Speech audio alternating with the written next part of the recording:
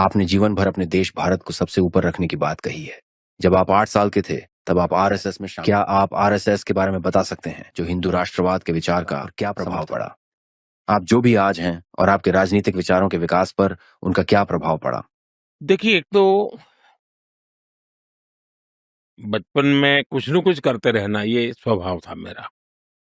मुझे याद है मेरे यहाँ एक माकोसी, मुझे नाम बड़ा याद नहीं, वो सेवा दल के शायद हुआ करते थे। माकोसी सोनी ऐसे कुछ तो भी थे। अब वो एक बजाने वाली डफली जैसा रखते थे अपने पास, और वो देशभक्ति के गीत, और उनकी आवाज भी बहुत अच्छी थी। तो हमारे गांव में आते थे, तो अलग-अलग जगह पे उनके कार्यक्रम होते थे। तो मैं पागल की तरह बस उनको सुनने चला जाता था। रात-रात भर उनके देशभक्ति के गाने सुनता था, मुझे मज़ा आता था। क्यों आता था वो पता नहीं है। वैसे ही मेरे यहाँ राष्ट्रीय स्वयंसेवक संघ की शाखा चलती थी। शाखा में तो खेल-कूद होता, लेकिन देशभक्ति के गीत होते थे। तो मन को ज़रा बड़ा मज़ा आता था, एक मन को छूता था, अच्छा लगता था। तो ऐसे ही करके हम संघ में आ गए। तो र संघ के एक संस्कार तो मिले कि भाई कुछ भी सोचो, करो, अगर वो पढ़ते हो तो भी सोचो कि मैं इतना पढ़ूँ मैं देश के काम आऊँ। अगर व्यायाम करता हूँ, मैं ऐसा व्यायाम करो मेरा शरीर भी देश को काम आए। ये संघ के लोग सिखाते रहते हैं। अब संघ एक बहुत बड़ा संगठन है, शायद अब उसके 100 साल हो रहे हैं, ये 100वाँ वर्ष है। और दुनिया में इतना बड़ा स्वयंसेवी संगठन कहीं होगा ऐसा मैंने तो नहीं सुना है। करोड़ों लोग उसके साथ जुड़े हुए हैं। लेकिन संघ को समझना इतना सरल नहीं है। संघ के काम को समझने का प्रयास करना चाहिए। और संघ स्वयं तो एक पर्पज ऑफ लाइफ जिसको कहे, इसके विषय में आपको एक अच्छी दिशा देता है। दूसरा, देश ही सब कुछ है और जन सेवा ही प्रभु सेवा है। ये जो हमारे वेद काल से जो कहा गया है, जो हमारे ऋषियों ने कहा, जो विवेकानंद ने कहा, वही बातें संघ के लोग करते हैं। तो स्वयंसेवक को कहते हैं कि भाई तुम्हें संघ में से जो प्रेरणा मिली, वो 1 घंटा शाखा है, वो स्वयं नहीं, यूनिफॉर्म पहनना वो स्वयं संघ नहीं है।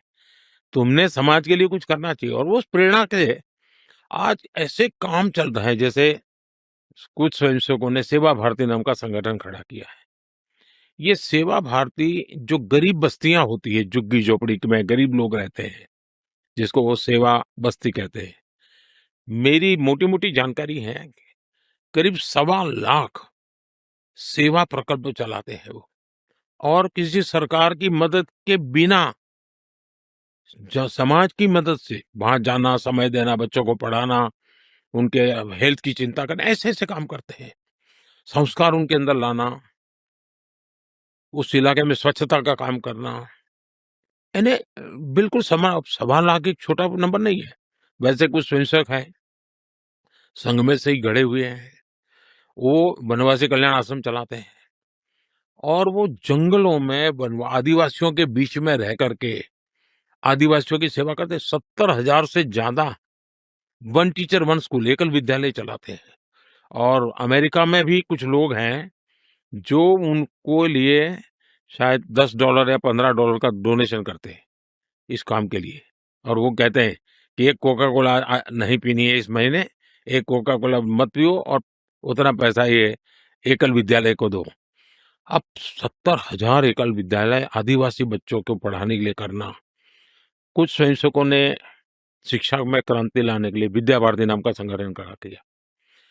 करीब 25,000 स्कूल चलते हैं उनके देश में, और 30 लाख से छात्रा एट अ टाइम होते हैं। और मैं मानता हूं तक करोड़ों विद्यार्थियों को, और बहुत ही कम दाम में पढ़ाई हो, और संस्कार को भी प्राथमिकता हो, जमीन से जुड़े हुए लोग हो, कुछ न कुछ हुनर सीखे, समाज पर बोझ न बने। यानी जीवन के हर क्षेत्र में वे, चाहे महिला हो, युवा हो, इवन मजदूर, शायद उन मेंबरशिप के हिसाब से मैं कहूं तो भारतीय मजदूर संघ है, शायद उसके 55,000 के करीब यूनियंस है शायद।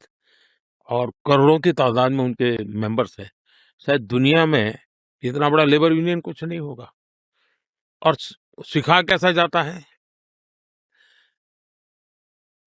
लेफ्टिस्ट लोगों ने मजदूरों की मूवमेंटों को बड़ा बल दिया। लेबर मूवमेंट जो लगे हैं उनका नारा क्या होता है? Workers of the world unite.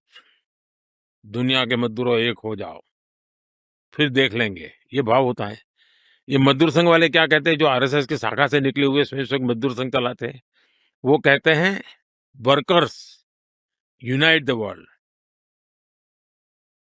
वो कहते हैं workers of the world unite, ये कहते हैं workers unite the world. Unite the world. ये कितना बड़ा वाक्य, दो शब्दों में इधर उधर है, लेकिन कितना बड़ा वैचारिक बदलाव है। ये संघ की शाखा से निकले हुए लोग अपनी रुचि प्रकृति प्रवृत्ति के अनुसार जब काम करते हैं, तो इस प्रकार के गतिविधियों को बल देते हैं। और जब इन कामों को देखेंगे, तब आपको 100 साल में राष्ट्रीय स्वयंसेवक संघ ने भारत के सारे चकाचौंध दुनिया से दूर रहते हुए एक साधक की तरह समर्पित भाव से, तो मेरा ये सौभाग्य रहा कि ऐसे पवित्र संगठन से मुझे संस्कार मिले जीवन के, लाइफ ऑफ पर्पज में जो मिला। फिर मेरा सौभाग्य रहा कि मैं कुछ पल के लिए, कुछ समय के लिए संतों के बीच चला गया, तो हम मुझे एक आध्यात्मिक अधिष्ठान मिला, तो शिस्त मिली, लाइफ ऑफ पर्पज मिला, संतों के बाद आध्यात्मिक अधिष्ठान मिला। स्वामी आत्मस्थानंद जी जैसे लोगों ने जीवन भर मेरा हाथ पकड़ करके रखा, हर पल मेरा मार्गदर्शन करते रहे।